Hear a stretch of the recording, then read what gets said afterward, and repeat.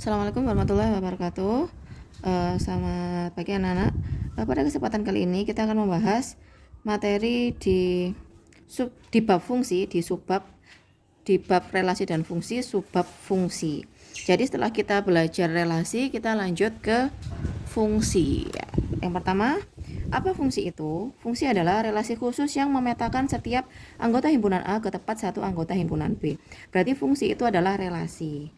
Relasi yang apa? Relasi yang khususnya ada di dua ciri-ciri, yaitu yang pertama, dia kata-kata memetakan ini ya. Memetakan itu apa sih maksudnya? Memetakan itu artinya memasangkan setiap anggota himpunan A. Berarti setiap anggota himpunan A harus punya pasangan. Jadi ini saya dari pengertian ini saya ambil dua ciri-ciri yang saya tulis di sini ya. Jadi himpunan A itu harus dipasangkan setiap anggota himpunan A harus dipasangkan. Dipasangkan kemana? Ke tepat satu anggota himpunan B. Berarti ciri-cirinya himpunan A harus punya pasangan karena dipetakan oleh setiap anggota himpunan A. Terus pasangannya tepat satu, berarti pasangannya hanya satu. Himpunan A hanya punya satu pasangan. Nah ini bisa saya kasih kayak cara cepat untuk memahami. Jadi himpunan A kan harus punya pasangan, berarti no jomblo ya. Harus punya pasangan berarti tidak boleh jomblo.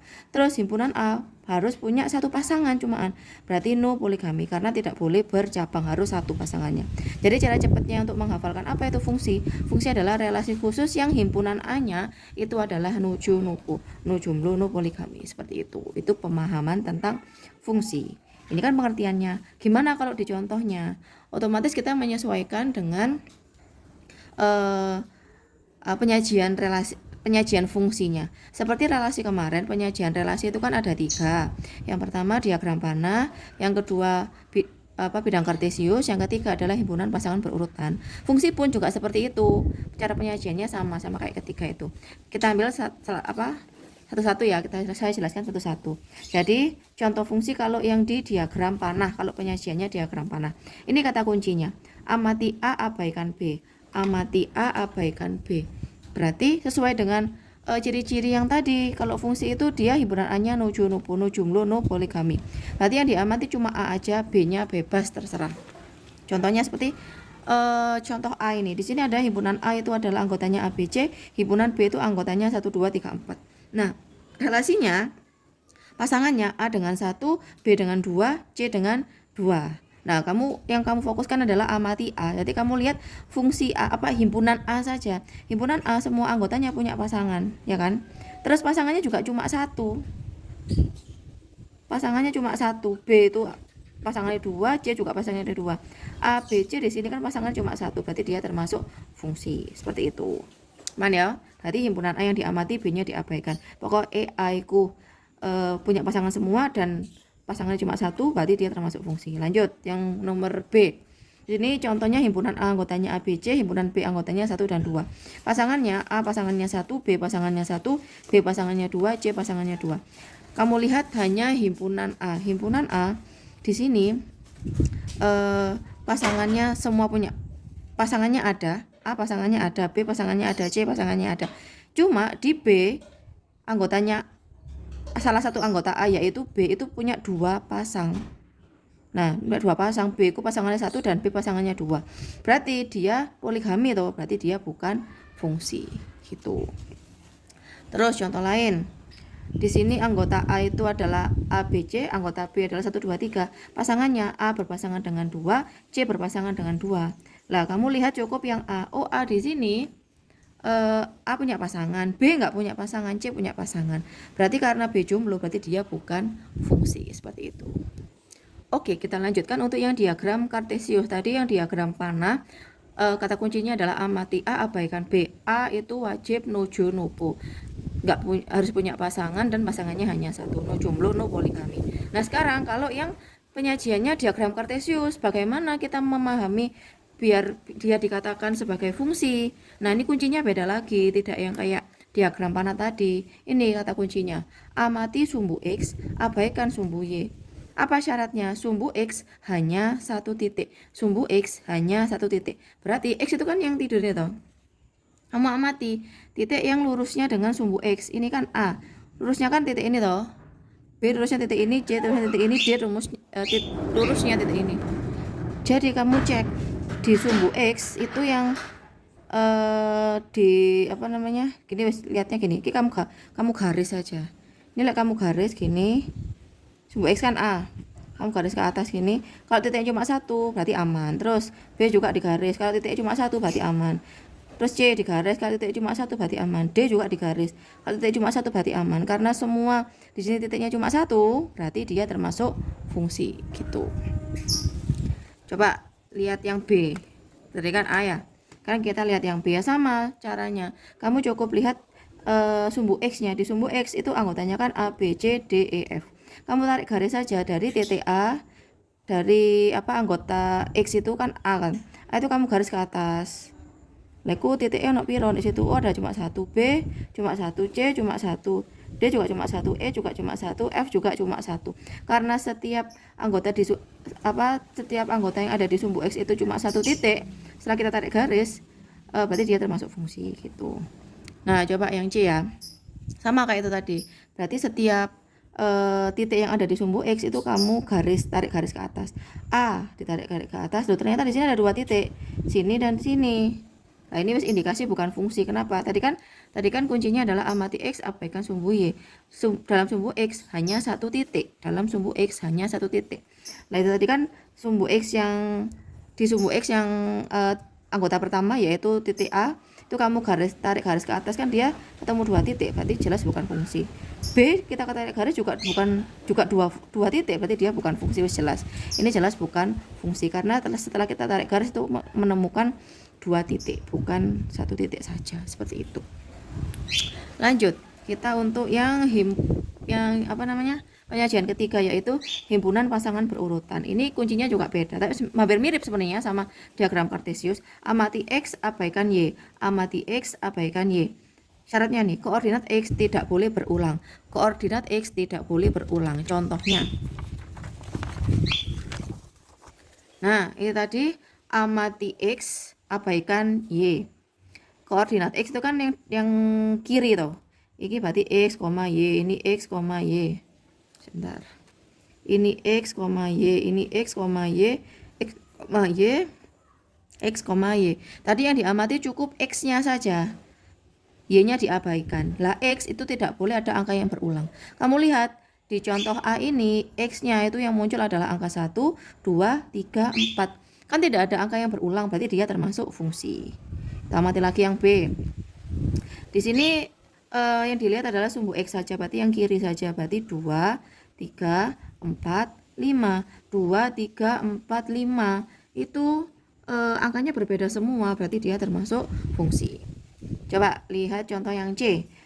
Lihat X-nya ya, berarti 1, 1, 2, 3. Angka 1 muncul 2 kali, berarti kan berulang.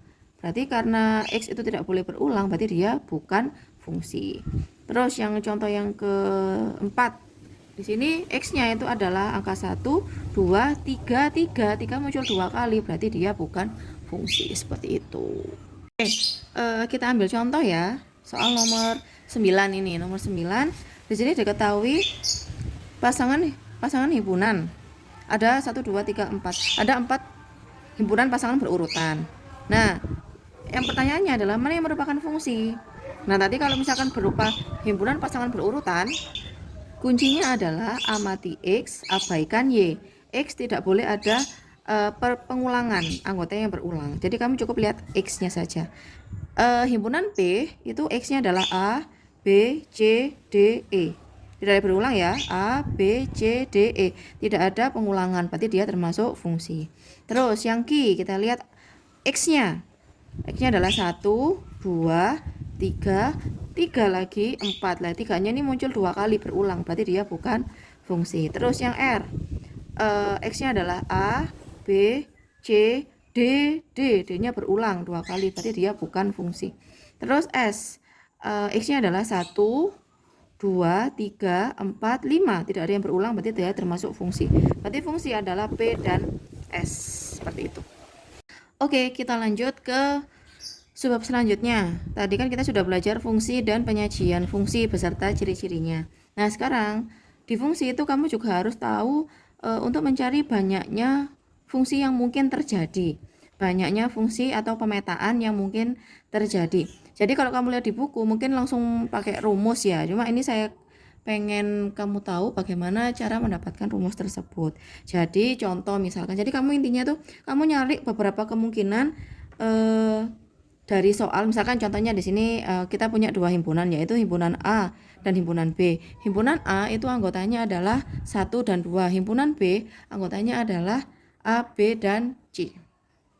Oke, kita coba beberapa kemungkinan ya.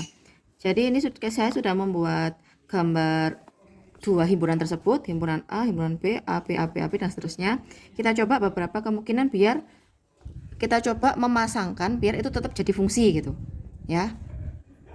Tapi kalau bisa ya bukan kalau bisa, harus beda-beda. Misal kita ambil yang sederhana. Pokoknya intinya kalau fungsi itu kan himpunan A harus no jumlu no poligami gitu kan ya. Berarti yang pertama kalau saya ambil ini 1 dipasangkan dengan A, 2 dipasangkan dengan A. Ini kan boleh kan? Nah, kemungkinan yang pertama ini A, ini B. Terus kemungkinan yang kedua bisa 1 dan 2-nya itu dipasangkan ke B semua. Berarti 1 ke B, 2 juga ke B. Ini juga termasuk fungsi kan? Beda kan dengan yang pertama. Terus yang ketiga berarti ke C semua. 1 ke C, 2 ke C. Berarti kemungkinan yang ketiga ini beda semua kan ya? Oke, lanjut. Kemungkinan yang keempat. 1-nya di A, 2-nya di B. Nah, beda kan ya? Beda dengan nomor 1 sampai nomor 3 kan? 1 di A, 2 di B. Terus sekarang yang kelima mungkin 1-nya di A, 2-nya di C. Nah, ini beda lagi. Terus sekarang tadi kan ini 1 sudah di A semua, B-nya 2-nya kan diganti A, 2-nya B, 2-nya C. Sekarang kita ubah 1-nya yang di B, 1-nya yang di B, 1 di B. 1 di B berarti 2 bisa di A. Nah, beda semua kan? Lanjut. 1-nya tetap di B, 2-nya di C. Jadi kayak diseling-seling gitu loh. Terus apa lagi? Udah ya, 1 di B, 1 di B, ganti 2 di A, 2 di C. Terus sekarang 2, sekarang kita main angka 2. 2-nya di A, 2-nya di A. 1-nya di B kan sudah ya, lek 2A 1B itu kan sudah masuk di nomor 6 ini. Berarti kita ambil 1-nya yang di C. 2-nya di A, 1-nya di C. Udah beda lagi. Terus ada lagi kemungkinan yang bisa kamu dapatkan di ini. Oh, ini. Ini 1-nya di C. 1-nya di C.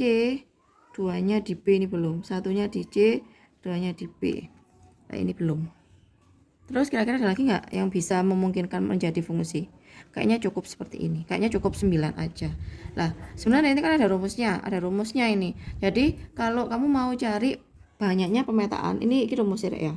Banyak pemetaan, banyaknya fungsi atau pemetaan yang mungkin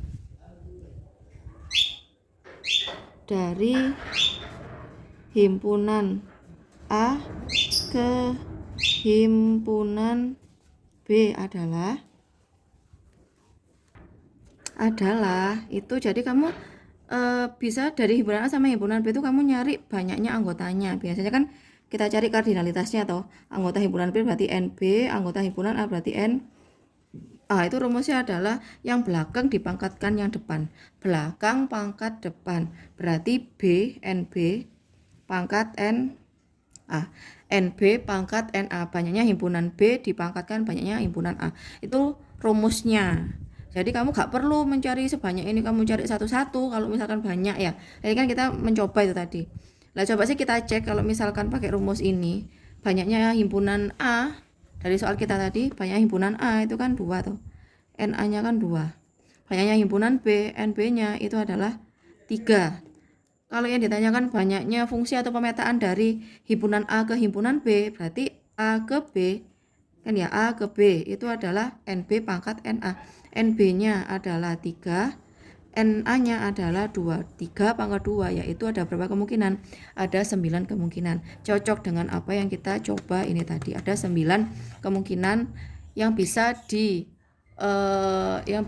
diperoleh dari contoh dengan anggota A adalah 1,2, anggota B adalah A, B, dan C. Anggota A, anggota 2, anggota B, anggotanya ada 3. Itu ada 9, seperti itu. Itu adalah cara kalau mencari, tapi misalnya nggak rumus langsung ya ini aja. Berarti ingat-ingat, banyaknya fungsi atau pemetaan yang mungkin dari himpunan A ke himpunan B itu adalah yang belakang pangkat depannya, B pangkat A, seperti itu.